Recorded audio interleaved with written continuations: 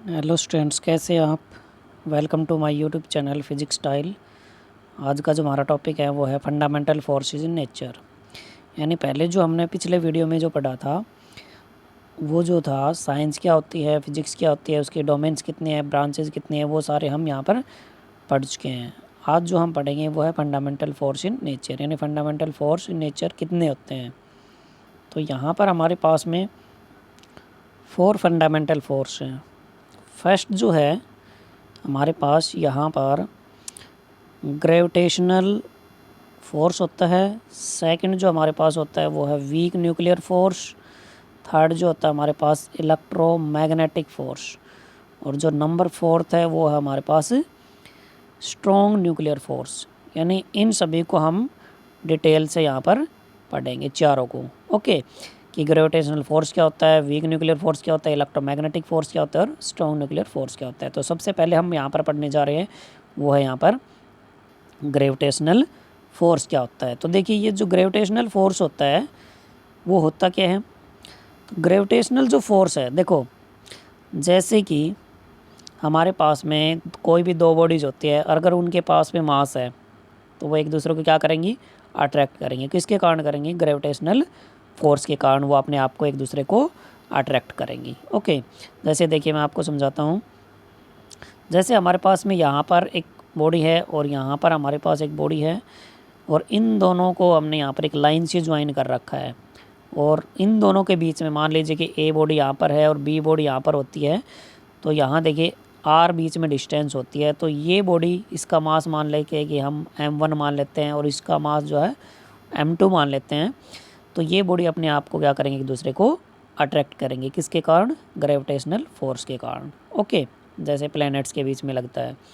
तो यहाँ पर यही है कि दो अगर बॉडीज़ हैं, उनके पास में मास है, तो वो एक दूसरे को ग्रेविटेशनल फोर्स से एक दूसरे को क्या कर रही है, वो अट्रैक्ट कर रही है। ओके, अब देखिए नेक्स्ट हमारे पास ये होता है, ये इसका फार्मूला है जो F is equal to ji m1m2/r²। ये इसका फार्मूला होता है ग्रेविटेशनल फोर्स का। ओके, देखिए नेक्स्ट जो है G, यहाँ पर क्या होता है, ये जो G है, ये जो G है ये क्या होता है, यूनिवर्सल ग्रेविटेशनल कांस्टेंट होता है।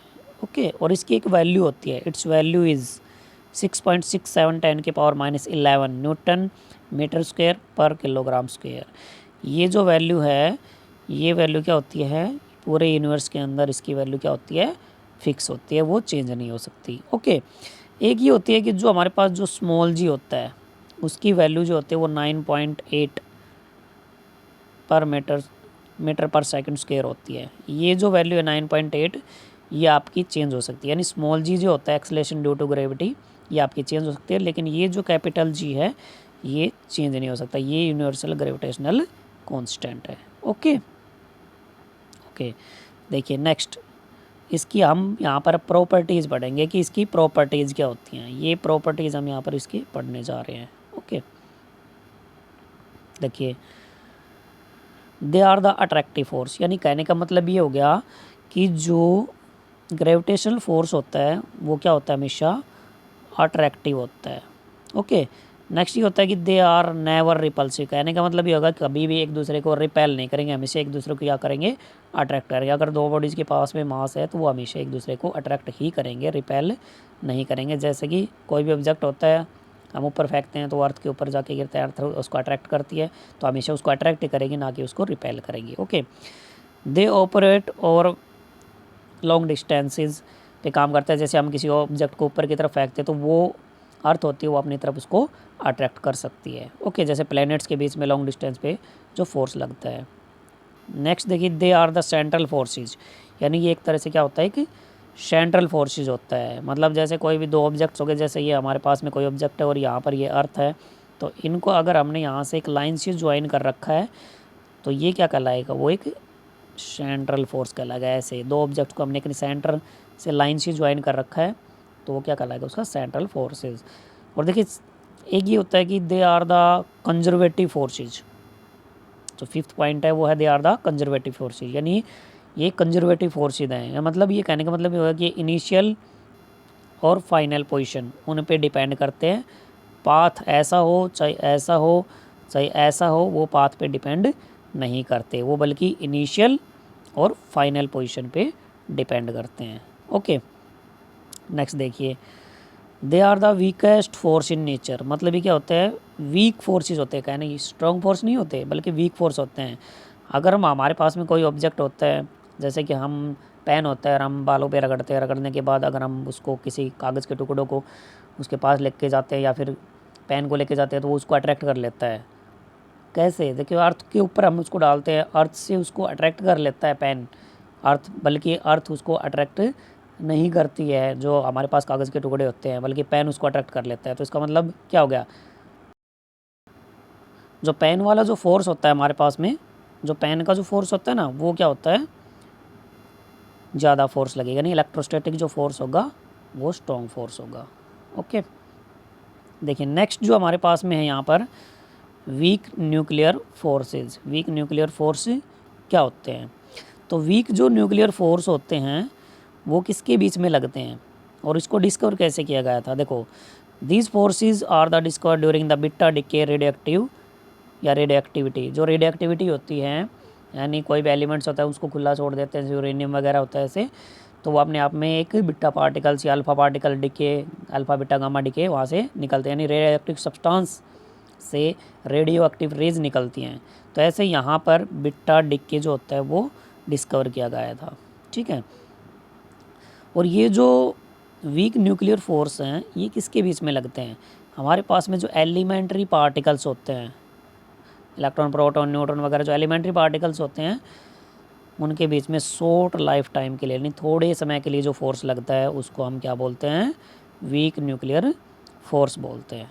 ओके, देखिए नेक्स्ट, इसकी हम यहाँ पर नेक्स्ट जो है इसकी प्रॉपर्टीज़ पढ़ेंगे। इसकी प्रॉपर्टीज़ क्या क्या होती हैं, देखो पहली जो है, it is the stronger force than the gravitational force. ये जो फोर्स होता है ग्रेविटेशनल फोर्स से क्या होता है, ज़्यादा स्ट्रॉन्ग होता है। ओके, नेक्स्ट होता है these force work elementary particle for short life time, यानी जो एलिमेंट्री पार्टिकल के बीच में थोड़े समय के लिए जो फोर्स लगता है। और नेक्स्ट है these force are not obey the inverse square law, ये इन्वर्स स्क्वायर लॉ को ओबे नहीं करते हैं। जैसे अभी हमने थोड़ी देर पहले पढ़ा था कि जो हमारे पास में फोर्स होता है F is equal to G m1m2/r², ये पढ़ा था। तो ये जो है F, ये इसके क्या है, इन्वर्सली प्रोपोर्शनल है, यानी ये ऐसे ये फोर्स जो वीक न्यूक्लियर फोर्स है वो इन्वर्स स्क्वायर लॉ को ओबे नहीं करता है। ऐसा हम कोई भी यहाँ पर फार्मूला वगैरह नहीं पढ़ रहे हैं। ओके, देखिए नेक्स्ट जो है नॉन कंजर्वेटिव, यानी ये हमारे पास नॉन कंजर्वेटिव फोर्स है, और ये दूसरा क्या है, नॉन सेंट्रल फोर्स है। हमारे पास जो हमने पढ़ा था कि दो पार्टिकल ऐसे होते हैं, अगर वो दूसरा का अट्रैक्ट करते हैं r डिस्टेंस पर रखे तो ये सेंट्रल फोर्स हो गया और ये कंजर्वेटिव भी होगा। ओके, तो यहाँ पर ऐसा कुछ नहीं है, ये सारे नॉन सेंट्रल होते हैं और नॉन कंजर्वेटिव होते हैं। ओके ओके, जो नेक्स्ट जो हमारे पास जो होता है नंबर थर्ड कौन सा है हमारे पास, नंबर जो थर्ड है वो है इलेक्ट्रोमैग्नेटिक फोर्स। इलेक्ट्रोमैग्नेटिक किसके बीच में लगेगा, ये जो हमारे पास लगता है, it is the force of attraction between the charge particles, यानी जो हमारे पास में चार्ज पार्टिकल होते हैं, दो बॉडीज होते हैं, जैसे हमारे पास में Q1 चार्ज और दूसरा Q2 चार्ज होता है। अगर इन दोनों को हमने r डिस्टेंस पे रख रखा है तो ये जो है एक दूसरे को क्या करेंगे, अट्रैक्ट करेंगे। ओके, यानी एक तरह से है ये जो फोर्स है यहाँ पर मैग्नेटिक भी, और दूसरा यहाँ पर जो चार्ज पार्टिकल जो के बीच में लगता है वो यहाँ पर इलेक्ट्रोमैग्नेटिक फोर्स होता है। ठीक है, देखिए ये जो है इसकी प्रॉपर्टीज़ वगैरह भी होती हैं, जैसे हमने पढ़ा था।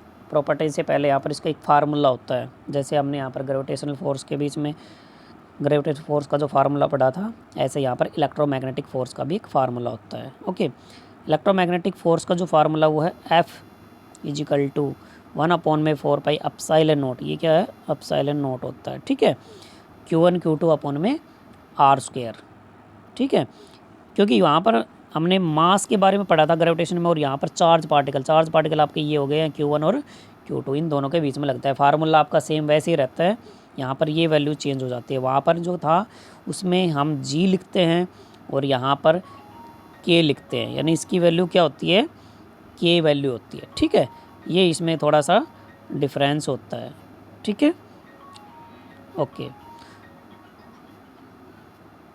ओके, तो ये जो है हमारे पास जो एप्सिलॉन नॉट होता है ना, उसकी जो वैल्यू होती है हमारे पास वो होती है यहाँ पर देखिए 8.85 इंटू में 10⁻⁻12।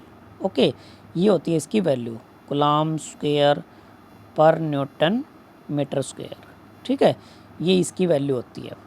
किसकी वैल्यू होती है? ये एप्सिलॉन नॉट की। ये जो हमारे पास एप्सिलॉन नॉट था 4 पाई एप्सिलॉन नॉट, ये खाली एप्सिलॉन नॉट की वैल्यू होती है। ओके, और जो हमारे पास जो टोटल वैल्यू होती है ये जो है ना 1/4 पाई एप्सिलॉन नॉट जो है टोटल वैल्यू जो होती है ये जो है ना इसकी होती है 9 × 10⁹। ओके, तो नेक्स्ट जो हम यहाँ पर पढ़ेंगे वो उसकी प्रॉपर्टीज़ होती हैं। उसकी प्रॉपर्टीज़ यहाँ पर क्या क्या होती हैं देखिए। प्रॉपर्टीज़ में ये जो हमारे पास में देखिए दे आर द अट्रैक्टिव और repulsive force according to their unlike and the like charges. मतलब कहने का मतलब ये हो गया, अगर आपके पास में दो चार्जेस यानी Q1 और Q2 दोनों क्या हो सेम चार्ज, यानी ये भी पॉजिटिव हो और ये भी पॉजिटिव चार्ज हो, तो एक दूसरे को क्या करेंगे ये यानी रिपेल करेंगे। ओके, अगर मान लीजिए कि यहाँ पर दोनों चार्जेस अपोजिट है, यानी एक तो आपका पॉजिटिव और दूसरा क्या हो नेगेटिव, तो एक दूसरे को क्या करेंगे ये अट्रैक्ट करेंगे।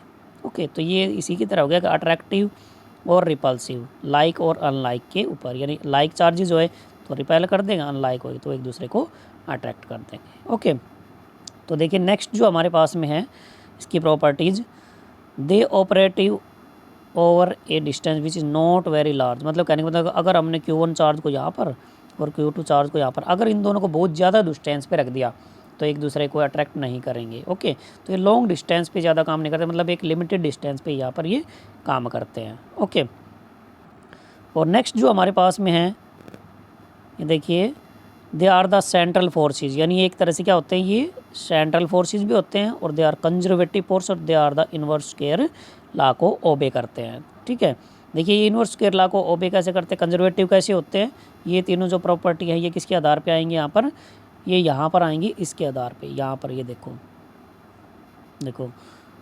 ये जो फार्मूला है F(r²) के इन्वर्सली प्रोपोर्शनल है, इसको ये ओबे करेगा। और ये जो Q1 Q2 जार, जैसे Q1 Q2 यहाँ पर हो गया तो ये सेंट्रल फोर्स हो गए और यहाँ पर एक दूसरे को ये क्या करेंगे यहाँ पर कंजर्वेटिव भी होते हैं। ठीक है, कंजर्वेटिव फोर्स भी यहाँ पर ये होते हैं, यानी कंजर्वेटिव फोर्स आपके क्या हो गए यहाँ पर, यानी ये इनिशियल और फाइनल पोजीशन पे क्या करते हैं डिपेंड करते हैं और ये पाथ पे डिपेंड नहीं करते, यानी यहाँ से यहाँ तक यहाँ से यहाँ तक ये पाथ पे डिपेंड नहीं करते।